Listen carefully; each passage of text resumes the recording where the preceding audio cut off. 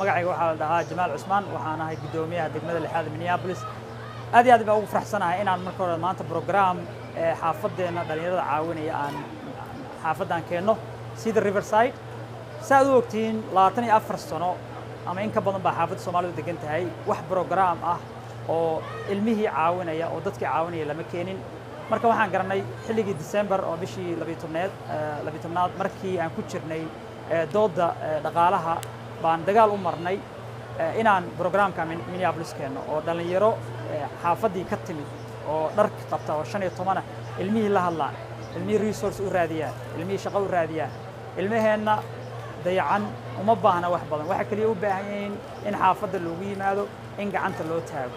ilmuhu hadduu guri u baahan yahay hadduu shaqo u baahan yahay hadduu u baahan yahay dambi in laga tirtiro marka dadka yimid oo programkan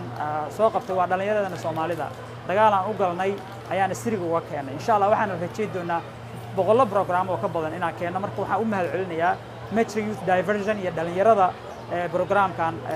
hadda gacanta ku hayso 15 ah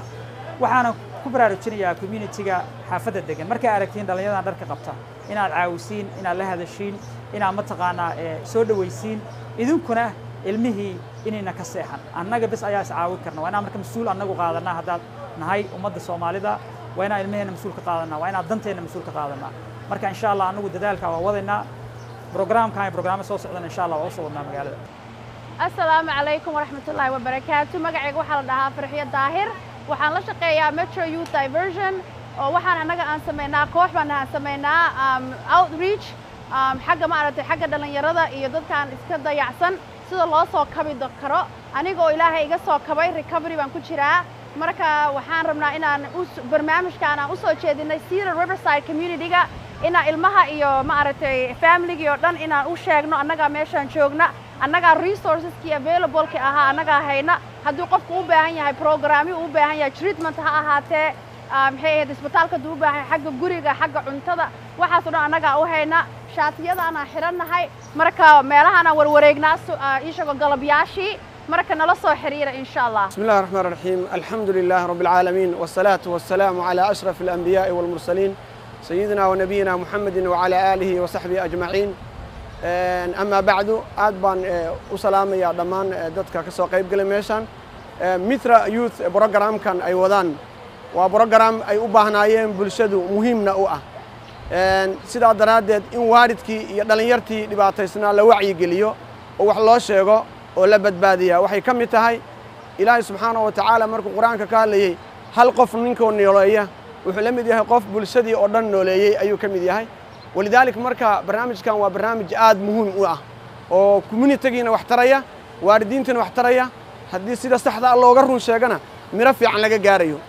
سيداس أوكلا نبينا عليه الصلاة والسلام وحيري والله في عون العبد ما كان العبد في عون أخيه إلهي وامدو كالمين يا أدون كيسا ما داموا أدونك أكالمين يو ولا الكيسا مسلم كأكالمين يو سيدو كلا الله سبحانه وتعالى قرآن كوحكيني وتعاونوا على البر والتقوى ولا تعاونوا على الإثم والعدوان إسوك الميستة وناقة يمارت خيرك إسوك الميستة سيدا درادد مركا دلين يرتر دباتيسان أو دراجس كل دباتيسان إن لو وانيو أو قعان لو فيديو أو لون حديثة أو لسودويو أو دبت لقى صارا وشيء آد مهم جوا كوميونيتيجا إيجانا واحتريسا واردين تصيدوا كلا إيجانا عند كسي مارت لميت كأم مارت عيالكي هو مارت بروبلم كهيستو إن إيجانا قعان لو فيديو لو وانيو كونسل لسيو وحلا شجعه وده استحدى الله شجعه مهمة مركز لقلها لنا عاد بأمتى متى كوميونيتي كأننا وحنا كعاوننا لنا عمارتي وعيقلنتا وانا ده خيرك هو وحوريتنا يا وحشجية يكون الله يري الله بدبا وإن فرين تجارسين محايا لي وبالشدي ولا بدبادين وحنا أوتاجنا مركز بالشدة بدبادين ده بحكي كله مقعي واحد عبد الرشيد وحنا شقيا أورور كميتو يوث دايفرشن أو عاوية dhalinyarada muxuu ahaay daroogada qaadata ku ebiyorka qaata kuwaasaan caawinaa waxaan ku bilownay xaafadda Siidar ma sha Allah ilaa hadda muddo socotaa waxaan kaloo la hadalnaa waalidiinta oo u sheegnaa inaanu programkan hayno annagoo ku bilownay xaafadda Siidar hadday caawimo u baahan yihiin hadday resource u baahan yihiin waa aragtaan galab kasta waxaanu bilownaa 4 galabnimo ilaa 9 fiidnimo marba group baa shaqeeya shifti gooniya run ahaantii anigoo ogtii inaan community-ga u shaqayn jiro oo caawin jiray runtii shaqadan waa shaqo aad u muhiima waa ogahay aniga waalid baan ahay dhalinyaro badan baa dhibaataysan oo u baahan arrintan marka waxaan idiin sheegaynaa inaanu resource-kan idin hayno oo aanu supportka ay dhalinyarada u baahan tahay inaanu ka caawino. Assalaamu calaykum, magacayga waxaa la dhahaa Cabdifataah Axmed, waxaan ka mid ahay dhalinyarada hogaamisa ururka Metro Youth Diversion Center. Siday idiin sheegeen dadkii iga horreeyey hawl aad u culus baan wadnaa, insha Allah ilaahay nuu guuleeyo, oo Cedar Riverside community outreach program ah. Marka waxaan kaloo ku dari lahaa programka mooye programyaal kaloo badan baan haynaa oo hadda socda. waxaa ka mid ah naloxone ama Narcan training aan samayn doono bishiiba hal mar oo xaafadda Cedar Riverside iyo inta kale Minneapolis lagu samayn doono. waxaan kaloo haynaa fentanyl testing kits oo loogu talagalay dadka maandooriyaha qaata in lagu caawiyo. marka waxaan u baahanahay community-gu inay nagala qayb qaataan oo ka soo qayb galaan programyaashan oo dadku ay dhalinyarada iyo dumarka iyo familiyaashu ay ka qayb qaataan programyaashan oo aad muhiimka u ah oo caawinaya organizationyaasha iyo community-yaasha inta badan. barnaamijku wuxuu biloobmay bishii June 2021